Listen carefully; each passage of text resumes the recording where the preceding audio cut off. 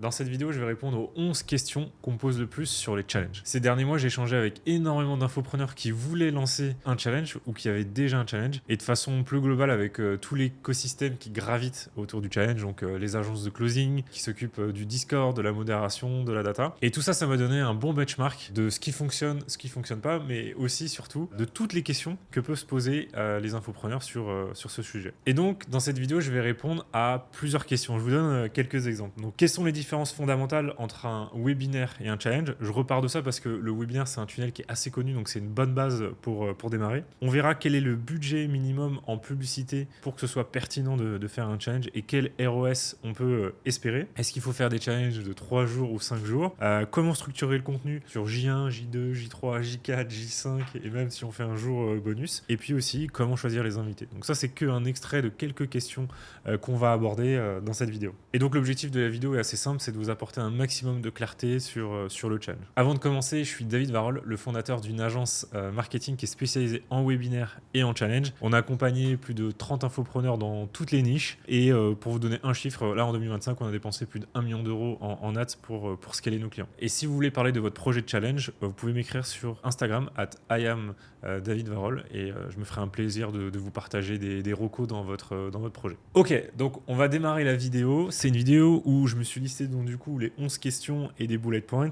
C'est pas une vidéo scriptée, ça va être une vidéo où je vais essayer de développer ma réflexion au fil de la vidéo. Donc j'ai ma tablette, mon iPhone avec mes notes et voilà. Ok, on démarre avec la première question. Quelles sont les différences entre un challenge et un webinaire? Bon, on va commencer par le basique. Le webinaire, ça va être donc sur un jour et le challenge sur 5 jours. Ok.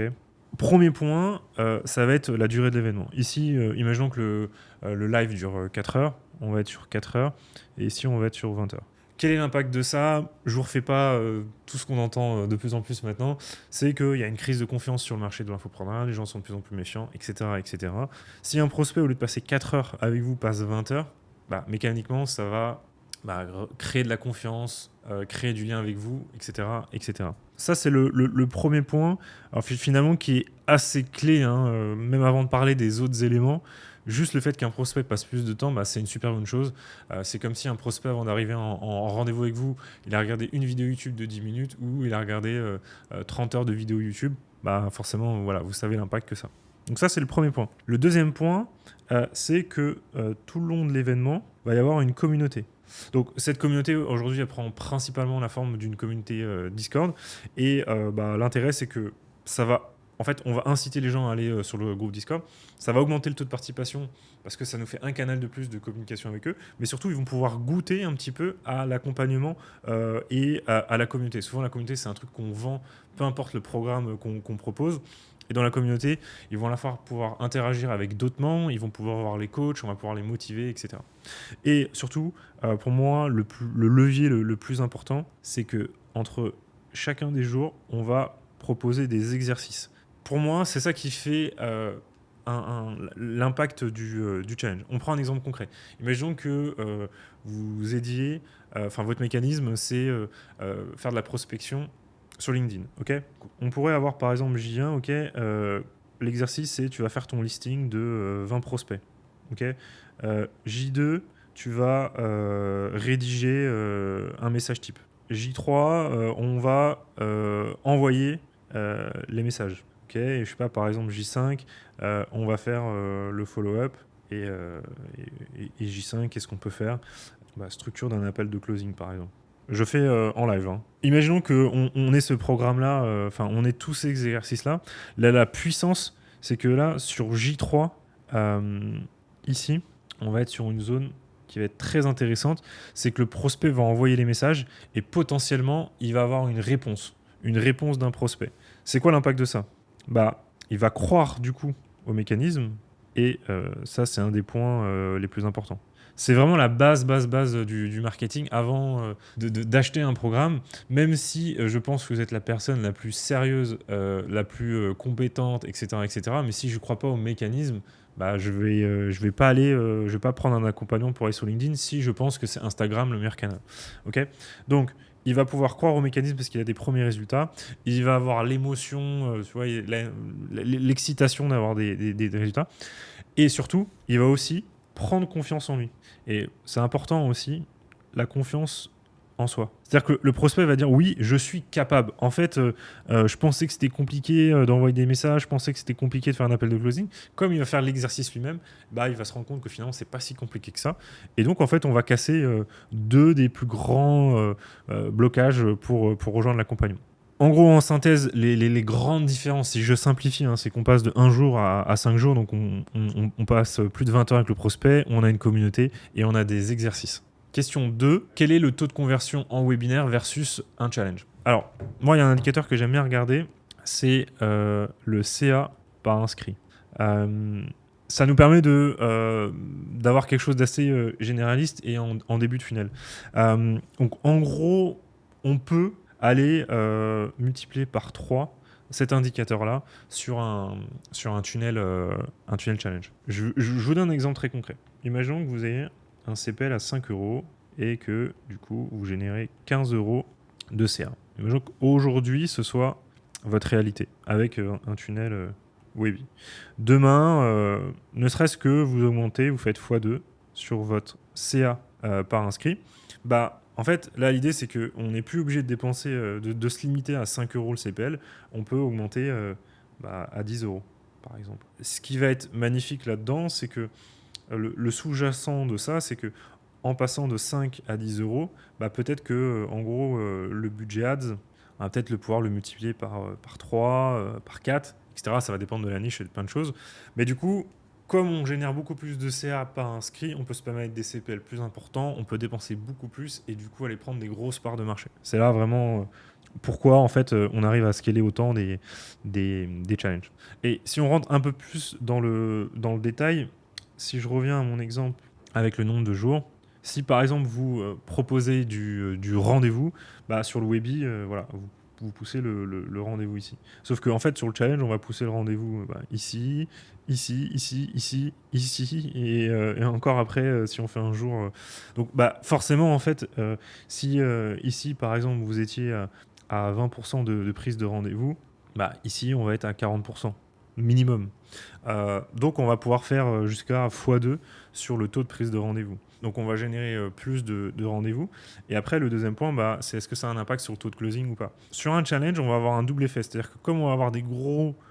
ici, quand on prend le 20%, en fait, on prend le 20% des plus chauds. C'est ça qu'il faut avoir en tête. C'est qu'avec les gens chauds qui prennent... ou les plus dans votre persona qui vont prendre le rendez-vous. Sur un challenge, comme on va augmenter ce volume-là, on va aller prendre des gens un peu moins chauds. Mais en fait, on va réussir à compenser ça par le fait qu'on va passer beaucoup de temps, créer de la confiance, et donc du coup, on va avoir le temps de les éduquer. C'est-à-dire que si on fait une pyramide un peu des prospects, et en fait, là, sur le Webi, on prenait que ceux-là, les plus chauds, les plus bouillants, et qu'après, sur le challenge, je sais pas, imaginons qu'on arrive à les prendre tout cela, plus un petit peu de ceux qui sont vraiment froids. Genre là, c'est les très froids. Pareil, je fais rapide. Et comme on a les 5 jours, en fait, ce qui va se passer, c'est que eux, ils vont arriver là, etc. En fait, c'est qu'on va on va les chauffer tellement pendant le process qu'on souffre des bassins de chaleur. Voilà, c'est petit terme que je crée là en live. Question 3, qu'est-ce qui fonctionne le mieux entre un challenge sur 3 jours et sur 5 jours? Alors déjà, premier point, quand on dit un challenge de 3 jours ou de 5 jours, il faut avoir en tête une première réalité, c'est que ça c'est l'événement, mais après souvent on va faire un live célébration qui est quelques jours après, ou même certains en fait vont communiquer sur un challenge de 3 jours, mais en réalité après ils font 2 jours bonus. Donc ça c'est un peu à avoir en tête, que même quand on parle d'un challenge sur 5 jours, souvent là on démarre le dimanche, on finit le jeudi, et après le dimanche on va refaire un live. Donc c'est juste que 3 ou 5 jours, c'est ce qu'on communique auprès du prospect. En réalité, après, on va essayer de rajouter des événements. Pourquoi on fait ça? C'est parce qu'en fait, pourquoi ne pas le faire en fait? C'est plus ça. C'est-à-dire que oui, on a déjà donné beaucoup de valeur, mais en fait, en rajoutant un événement, on peut répondre à de nouvelles objections. Il y a des gens qui ont pris rendez-vous ou des gens qui sont allés sur le bon de commande et qui avaient besoin encore un peu d'infos. Voilà, donc ça permet d'augmenter encore le taux de conversion. Après, en réalité, moi, mon avis, c'est que les deux fonctionnent. Donc, j'ai pas de conviction forte. Sur le 5 jours, en gros, on va avoir un taux de conversion qui est plus important, mais on va aussi avoir un effort qui est plus. Voilà, donc finalement, c'est assez logique. On doit mettre beaucoup plus d'efforts parce qu'on a 2 jours, parce que sur un 5 jours, on va mettre la communauté, alors que sur un 3 jours, ça va dépendre. Mais le résultat, c'est qu'on va augmenter le taux de conversion. Donc c'est un petit peu un trade-off à faire. Un challenge, c'est quand même un tunnel qui est assez épuisant, qui prend de l'effort, qui ramène des résultats incroyables, mais certains vont jongler entre les deux, certains vont faire des virtual events, etc. Mais voilà, ma conviction, c'est que les deux fonctionnent. À voir aussi par rapport à la niche.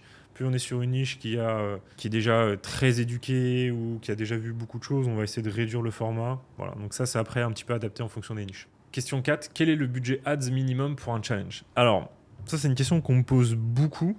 Alors, en soi, il n'y a pas un budget minimum absolu sur un challenge. Ce qu'il faut avoir en tête, c'est que un challenge, c'est beaucoup d'efforts. C'est-à-dire que ça ne va pas être préparé en une semaine. Il va peut-être falloir démarrer 2 mois avant, 3 mois avant, surtout sur la première édition. Et donc, si c'est le gros événement que vous faites sur votre trimestre, il faut que vous puissiez faire un minimum de chiffre d'affaires, mais surtout, il faut que vous puissiez rentabiliser le temps passé sur cet événement-là. Comment on rentabilise le temps passé sur un événement, sur un challenge? C'est en ramenant un minimum d'inscrits. Donc, si vous faites un challenge et que vous avez 200 inscrits, peu importe la niche, peu importe le produit, ça va être un petit peu un flop. C'est-à-dire, je sais pas, je donne les chiffres au hasard. Si vous faites 10 000 euros de C avec votre challenge et que vous avez passé 2-3 mois, c'est peut-être pas le meilleur rendement. Donc, en fait, ce qu'on va essayer de faire, c'est de générer un minimum d'inscrits pour, en gros, rentabiliser tous les efforts. Parce qu'en fait, vous avez des efforts fixes. Les efforts fixes, c'est mettre en place la communauté, les 5 présentations, etc., etc. Et après, il y a des efforts variables. Par exemple, sur l'acquisition, on peut très bien faire 10 ads comme on peut en faire 100. On peut très bien onboarder 2 closers comme 50. Mais le gros du travail, il est quand même fixe. Et donc voilà. Après, si je dois vraiment donner un chiffre un petit peu pour vous donner une réponse claire, moi, ce que je recommande à mes clients, c'est d'aller au moins avec 30 000 euros de budget ad sur un premier événement. Après, si vous avez déjà tous les voyants verts, c'est-à-dire que vous avez un Webi, vous avez déjà bien scalé dessus, vous avez la trésor, il y a un très fort market fit sur l'offre, on peut tout de suite aller avec des gros budgets. Question 5, quel ROS on peut espérer avec un challenge? Alors, ça va dépendre si c'est un tunnel en vente directe ou en prise de rendez-vous. Généralement, ce que je vois, moi, en termes de ROS, on va être entre 5 et 8. Ça peut, en fait, en réalité, il y a même des gens qui vont dire « Ouais, moi, j'ai vu un challenge ou un ROS à 15. » Si vous avez un ROS à 15, en réalité, c'est une erreur. C'est que vous n'avez pas assez dépensé en pub. Ça, c'est un premier point. C'est qu'un bon ROS, c'est aussi le bon mix pour maximiser la marge collectée. Après, il y a un petit peu ce mythe-là sur les challenges qu'il faut absolument faire des gros ROS. Ça va dépendre de pas mal de choses. En fait, ça va dépendre de votre structure de coût. On va en parler juste après. Mais vous pouvez très bien, si vous êtes sur de la vente directe, et imaginons que vous avez 0 delivery, c'est-à-dire qu'une fois que les gens ont acheté le programme, vous, ça vous coûte rien. En fait, ils rentrent dans l'écosystème. Il y a peut-être tous les 1000 personnes que vous rentrez, une personne à mettre en plus dans votre équipe, et que finalement, le coût de delivery est très faible. Si vous avez un ROS à 3, c'est totalement OK. Sauf que par rapport à un Webi, on pourrait se dire, en fait, en général, c'est des ROS qu'on arrive déjà à avoir sur un Webi. Là, la différence, c'est que vous allez pouvoir dépenser beaucoup plus. Et un ROS, c'est toujours au regard du budget ads. Parce que, voilà, je vous donne 2 exemples pareil, assez simple. Je mets 10K en budget et je génère 50K. Donc ROS à 5, OK. Mais là, en gros, j'ai collecté 40K de marge. OK. Maintenant, je mets 100K et je génère 300K. ROS qu'on pourrait considérer comme un peu faible dans le benchmark challenge. Mais bon, j'ai collecté 200 000. Là, évidemment, j'ai donné un exemple un peu extrême, mais vous voyez l'idée, quoi. Donc, ROS, ça s'analyse toujours aussi par rapport à un budget. Question 6. Quelqu'un dans ma niche a fait un challenge à plus de 1 million d'euros. Est-ce que je peux faire pareil? Ça, c'est une de mes questions préférées. On vient souvent me voir par rapport à ça. Déjà, on va regarder 1 million d'euros, ça veut dire quoi? Et pour avoir benchmarké pas mal de challenges, je peux vous donner un petit peu la décomposition. Pourquoi déjà les gens communiquent sur ces chiffres-là? C'est des raisons marketing. Le succès attire le succès. Typiquement, moi-même, j'ai une agence marketing quand je vais essayer de communiquer sur le chiffre, je vais essayer de communiquer sur le chiffre le plus impressionnant, même si en réalité, ce qui compte, c'est les profits. Mais il y a un petit biais. Donc, on a déjà le premier biais classique, le TTC. Donc, il faut ramener ça hors taxe. C'est un peu plus de 800K. Ok. Après, en gros, sur les challenges, souvent de plus d'1 million d'euros, on va avoir une structure de coût qui est assez lourde. On va avoir d'abord le closer plus le head of sales. Ça va être vers les 15%, en gros, du CA encaissé. Ensuite, on va avoir le delivery. Alors là, ça dépend vraiment beaucoup de ce que j'ai pu voir. Ça peut être, on va dire, entre 10 à 20%. Ensuite, on a évidemment les ads, on a les commissions affiliation. Ça, c'est un peu un des points qui ont été très exploités. Il y a des challenges où on a une commission à plus de 50%. Et donc, en réalité, on ne s'attend pas à... Donc tous les leads, toutes les ventes ne viennent pas de l'affiliation, mais imaginons qu'il y ait une pocket de 200. Là, dans ce cas-là, il y a 100 cas déjà qui ont été reversés aux affiliés. C'est possible, hein. Ça dépend à chaque fois des... Ça, c'est plutôt sur de la vente directe, ça va dépendre des structures. Et après, on a les outils. Alors, les outils, quand on fait un challenge comme ça aussi gros, ça va être des gros budgets quand même. Pour les SMS, les phone calls, le Calendly, etc. Il va y avoir beaucoup d'outils. Et donc, il y a un coût qui est non négligeable sur des events de ce type-là. Et puis après, il y a la team marketing. C'est souvent externalisé. Si vous voulez externaliser, vous pouvez m'écrire. Et donc, en fait, sur le profit, on va être vers les 30%. Ça va dépendre vraiment des écosystèmes, du coût du delivery, etc., à quel point on a dépensé en ads. Mais voilà, c'est pour vous donner aussi des ordres de grandeur. Et attention, 30%, si on a fait 300K. Alors après là-dedans, il y a encore facturé. Donc facturé, c'est ce qu'on a vendu. Encaissé, c'est ce qu'on a sur le compte en banque. Donc, ce qui compte évidemment, c'est ça, parce que sur un challenge, on crée beaucoup d'excitation et après, on a des rétractations. Ça reste insane. Hein. C'est pas une critique, c'est plus pour que vous ayez en tête un petit peu la structure de coût. Je pense que c'est important. Et du coup, si je reviens sur la question de base qui est est-ce que je vais pouvoir faire le même CA que quelqu'un dans ma niche, ma réponse c'est je sais pas, parce qu'en fait, il y a déjà des éléments, on va dire, sur le front qui peuvent être différents. Donc les choses visibles. Donc est-ce que ton organique est aussi puissant que celui qui a fait ça? Le personal branding. Et en fait, dans le personal branding, il y a un point que j'aime bien, c'est que si on prend deux personnes qui ont une formation dans l'e-commerce, ça ne veut pas dire qu'elles sont dans la même niche e-commerce, ok, mais en fait, il y a énormément de sous-personas dans la niche. Je prends l'exemple de l'e-commerce. Il y a, on va dire, le jeune homme de 18 ans et il peut y avoir l'entrepreneur, je sais pas, plus de 30 ans qui veut scale sa boutique. Je vous donne un exemple aussi un peu caricatural, mais c'est pour vraiment faire comprendre que du coup, là, on n'a pas du tout le même marché. Là, on va être sur des accompagnements où peut-être on peut aller à plus de 10K parce qu'en fait, on fait venir les meilleurs experts, on fait un mastermind avec des tueurs en scaling. Et ici...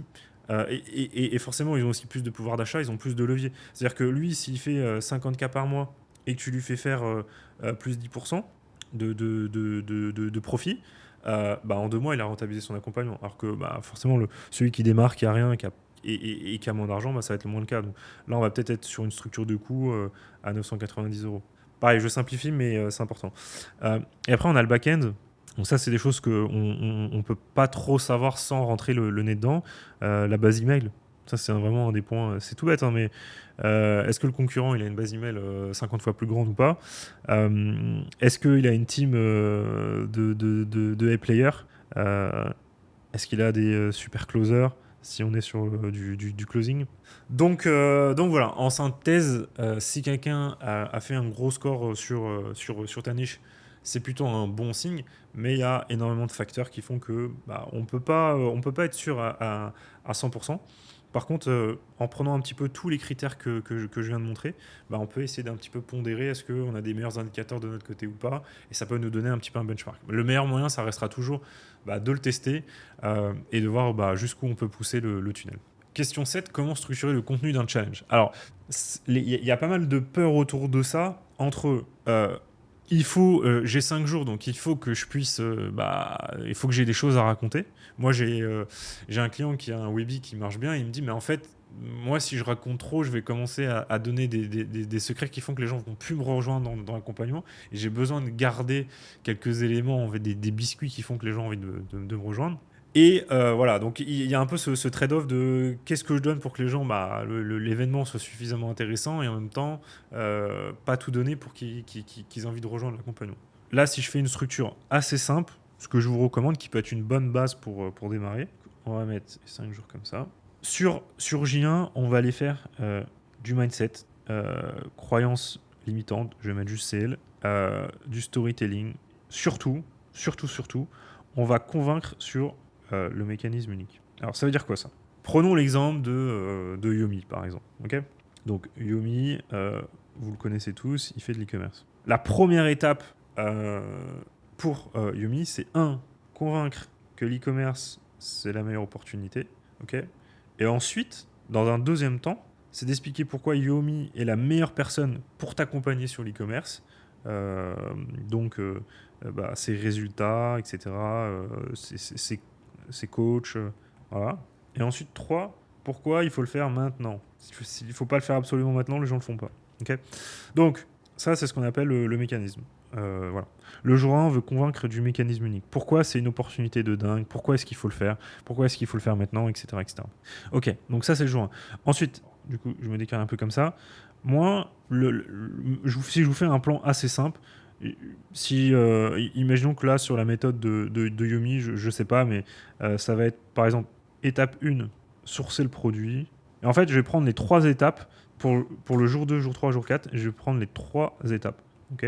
Étape 2, par exemple, faire la boutique. Et étape 3, ça va être l'acquisition, trouver des clients sur ta boutique. Okay, sur le jour 5, là, on peut faire une FAQ géante, on peut faire de l'inspirationnel, etc., etc.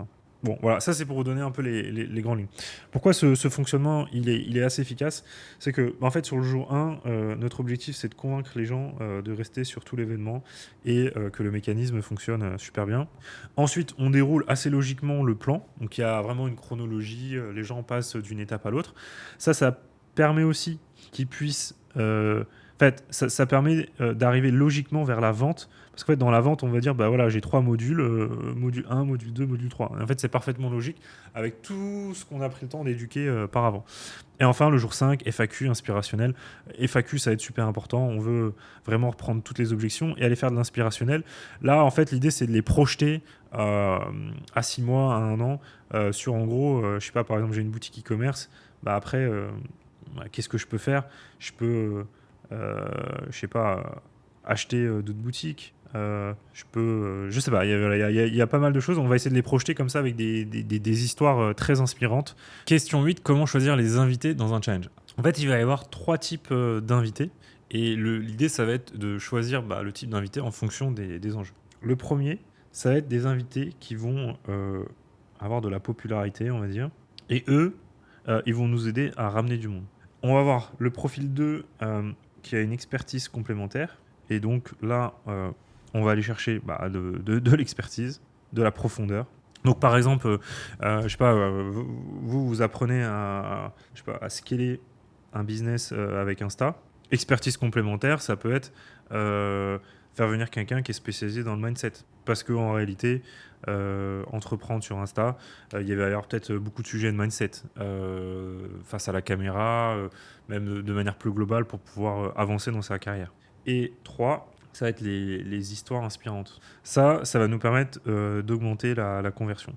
Donc, quelqu'un qui a une histoire inspirante, ça peut être un invité qui, pas forcément un client, mais qui est parti de rien et avec Instagram a obtenu des résultats de fou, ça a complètement changé sa vie. C'est pas forcément, encore une fois, quelqu'un qui est dans votre programme, mais ça va convaincre sur le mécanisme.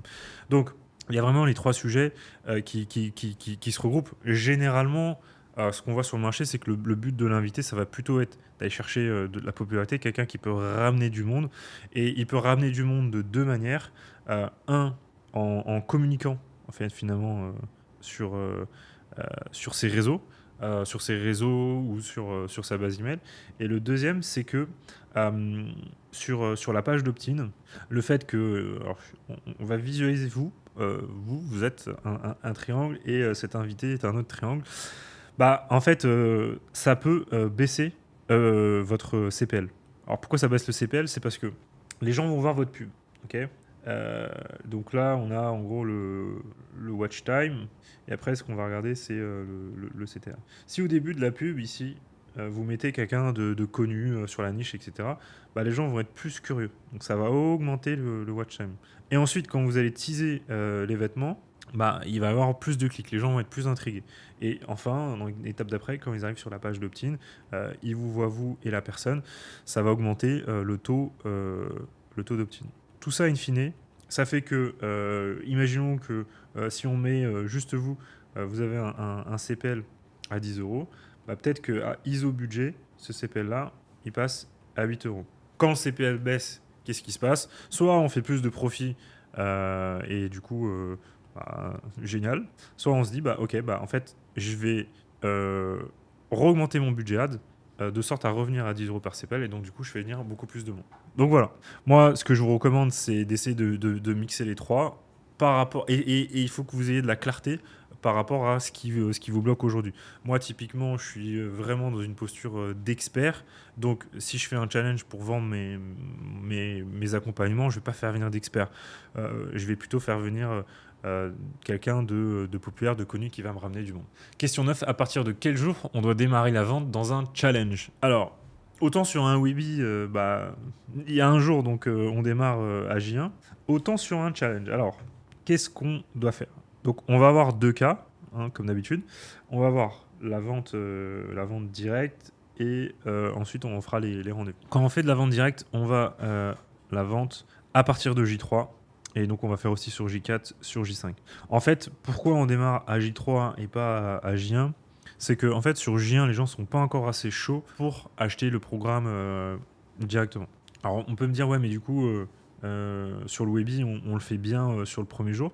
Oui, mais en fait, ce qu'on veut avec le challenge, c'est que les gens restent le plus longtemps possible, c'est de pouvoir les faire rentrer finalement dans la communauté, dans les exercices, etc., etc. On veut du coup leur laisser le temps d'avoir les premiers changements de mindset, les premiers exercices qui vont les amener là. Et en fait, ça c'est un peu valable dans tout, hein. C'est-à-dire que si par exemple un closer commence à pitcher sa vente au bout de 10 minutes, alors qu'en fait il a un appel de 1 heure, bah, vaut mieux poser toutes les questions, mettre en place l'intégralité du discours. Donc on va certes perdre des personnes, mais cette perte, elle est largement compensée par le fait qu'il y a des gens qui vont plus avoir envie de venir sur le jour 2 parce qu'on n'aura pas fait de vente, qui vont avoir encore plus envie de venir au jour 3 parce qu'on n'aura toujours pas fait de vente, et in fine, leur taux de conversion va vachement augmenter. Au niveau des rendez-vous, c'est un peu différent.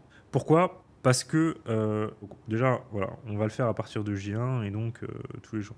La différence, c'est que les gens vont pas forcément faire leur rendez-vous dès le lendemain. On peut, par exemple, faire en sorte que les rendez-vous démarrent ici. Et donc, ils auront eu le temps de voir J1, J2.